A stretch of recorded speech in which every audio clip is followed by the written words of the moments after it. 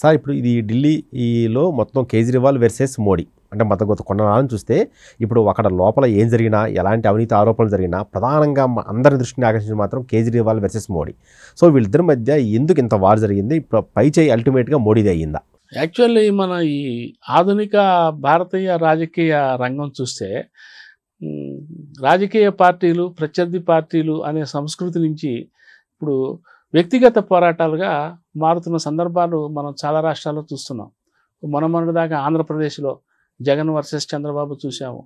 అట్లాగే తెలంగాణలో రేవంత్ రెడ్డి వర్సెస్ కేసీఆర్ వాళ్ళ వ్యక్తిగత ఆరోపణలు, ఒకళ్ళ మీద ఒకళ్ళు సంధించుకున్న తీవ్రమైన బాణాలు ఇవన్నీ మనకి అర్థమయ్యే ఉంది. సో ఢిల్లీలో కూడా వచ్చేసరికి ఏంటంటే రెండు కొదమసింహాలు. మోడీ ఏమాత్రం వెనక్కి తగ్గే వ్యక్తి కాదు. తను ఒక నిర్ణయం చేస్తే అది ఎంత కౌంటర్ ప్రొడక్టివిటీ ఇచ్చినా సరే ఆయన వెనకడుగు వేసే పరిస్థితి లేదు. గత ఈ 2 టర్మ్లో ఇది 3వ టర్మ్ అనుకోండి, గత 10 ఏళ్లలో ఆయన చేసిన అనేక నిర్ణయాలు ఏకపక్ష నిర్ణయాలుగా.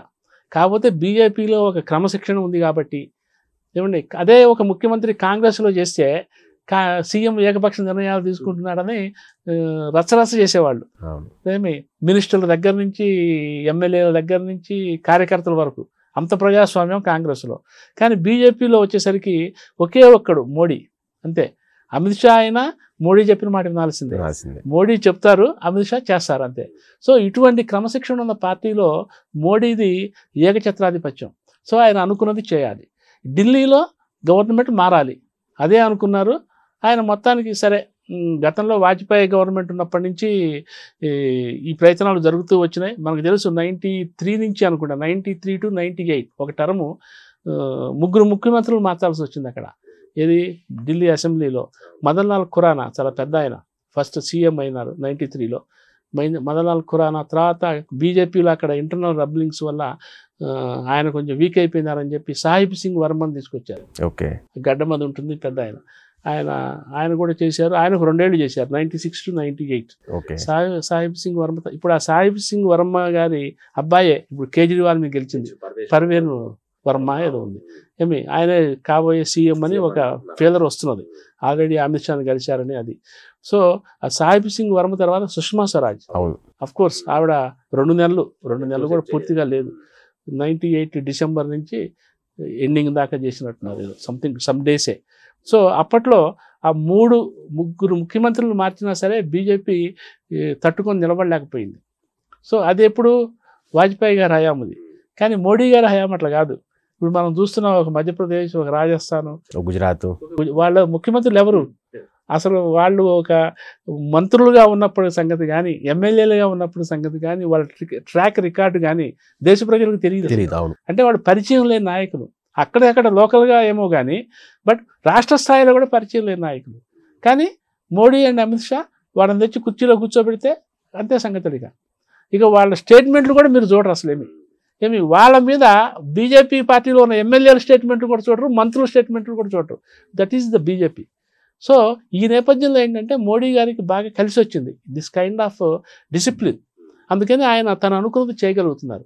రెండోది ఏంటంటే ఢిల్లీలోనే ఉంటూ ఢిల్లీ గవర్నమెంట్ చేతిలో లేకపోతే బీజేపీకి ఒక రకమైన ఇన్సల్ట్ లాగా మారిపోయింది రాను. అందులో 27 years ఒక టర్మ్ కాదు. ఏమంటే ఈ నేపథ్యంలో ఏంటంటే మోడీ గారు ఒక ఏకలవ్యుడిలాగా ఒకే ఒక టార్గెట్ పెట్టారు. At the same time Kejriwal కూడా వ్యక్తిగత అభిజాత్యము చాలా ఎక్కువ ఉంటుంది ఆయనకి. ముఖ్యంగా ఆయన ఉద్యమకర్త కదా.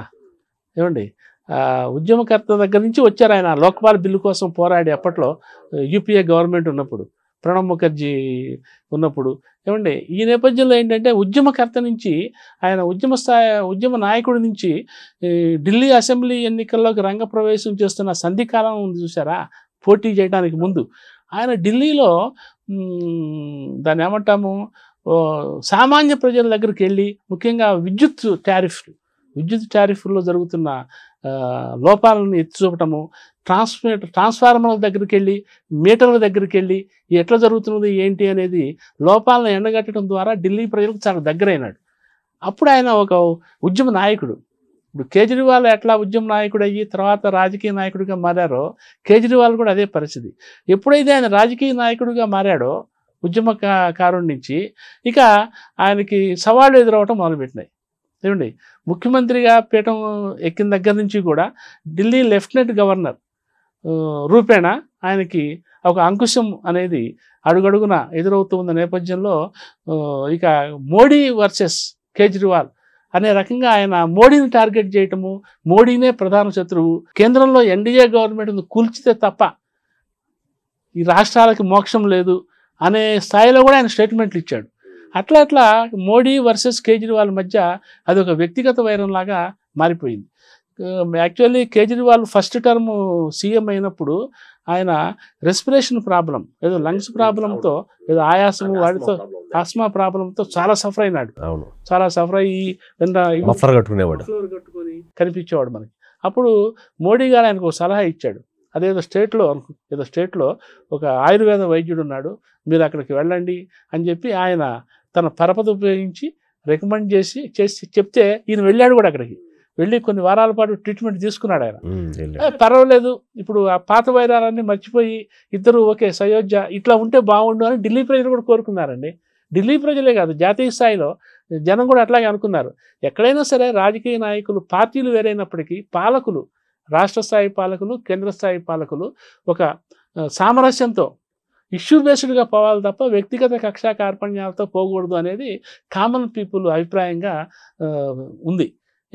ఆ నేపథ్యంలో ఏంటంటే అదే పర్లేదులే, సెటిల్ అయిందిలే వ్యవహారము, సానుకూలంగా పోతారులే అనుకుంటే అది ఎంతో కాలం నిలవాల. అదే రాజకీయాలే అనుకున్నారు. సో కేజ్రీవాల్ మోడీని టార్గెట్ చేస్తూ ఎల్జీ మీద ఆరోపణలు చేస్తూ ఆయన ఉద్యమాన్ని ఉధృతం చేశాడు. ముఖ్యమంత్రిగా ఉండే మోడీ గారు కూడా ఎల్జీని అడ్డం పెట్టుకొని ఆయన మీద సిబిఐ దాడులు, ఈడీ దాడులు ఇవన్నీ చేయించడము. So face to face fighting లాగా ఇది మారిపోయింది. వీళ్ళిద్దరి వ్యక్తిగత అభిజాత్యాలు ఈ పోరాటంలో ఒక స్పష్టమైన తీర్పునైతే ఇచ్చినాయి. మొత్తం మీద కేజ్రీవాల్ ఇక తన ఆత్మవిమర్శ చేసుకోవాల్సిన పరిస్థితి. తను ఇప్పటి వరకు పయనించిన బాట కరెక్టా కాదా, ఒక ఉద్యమ నాయకుడిగా ఉండి ఒక స్కామ్లో, అందున ఒక లిక్కర్ స్కామ్లో ఇరుక్కొని ఉండటం ఎంతవరకు సమంజసం? ఇది ప్రజలు ఇచ్చిన తీర్పు లిక్కర్ స్కామ్కు సంబంధించినదా, లేకపోతే తన వ్యక్తిగత అభిజాత్యానికి? మాట్లాడితే పోరాటం, కేజ్రీవాల్కి పోరాటం అంటే చాలా ఇష్టంలాగా అనిపించేది మనం చూస్తుంటే. ఆయన అధికారంలో ఉన్నవాడు విపక్ష నాయకులు బిహేవ్ చేసేవాడు. ఎల్జీ మీద పోరాటము, ఎల్జీ మీద సుప్రీంకోర్టులో పిటిషన్స్. అఫ్ కోర్స్ అడ్మినిస్ట్రేషన్లో అడ్డంకులు వస్తున్నాయి.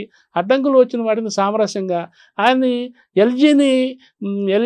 లెఫ్టినెంట్ గవర్నర్ని సామరస్యంగా కలిసి మీట్ అయ్యి చర్చించే సందర్భాలు మనకు పెద్ద కనిపించదు. ఆయన కూడా ఇప్పుడు ఒక ప్రత్యర్థిలా చూశాడు. ఇప్పుడు ఒక సిస్టమ్ అడ్మినిస్ట్రేషన్లో ఆయనతో కలిసి ప్రయాణించాలి.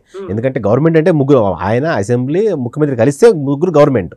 కానీ ఇప్పుడు ఆయన దగ్గర వెళ్ళేవాడు కాదు. ఇప్పుడు ఎల్జీ ఆయన డ్యూటీ ఆయన ఎవరైనా చట్ట ప్రకారం బియాండ్ చట్టం పోరు కదా. సో ఆయన చట్టం పరిధిలోనే చేస్తున్నాడు. సరే ఓకే, ఆయన చేస్తున్నవి ఏదో అడ్డుపుల్లలు వేస్తున్నాడని మీరు అనుకున్నారు. వాటిని మీరు డ్యూ ప్రాసెస్లో వాటిని కౌంటర్ చేయాలి. ఇదంతా part and parcel of administration. అట్లా కాకుండా వ్యక్తిగతంగా వెళ్ళటం అనేది కేజ్రీవాల్లో ఉన్న ఒక వ్యక్తిగత బలహీనతగా బయటపడింది. సో అది కూడా ఈ ఎన్నికల్లో ఆయనకు ఒక మైనస్ పాయింట్ అయింది. సో 2 ఏళ్ళు చూసాము, ఢిల్లీ ప్రజలు మొదటిసారి వేసారు, రెండోసారి వేసారు ఫైటరు.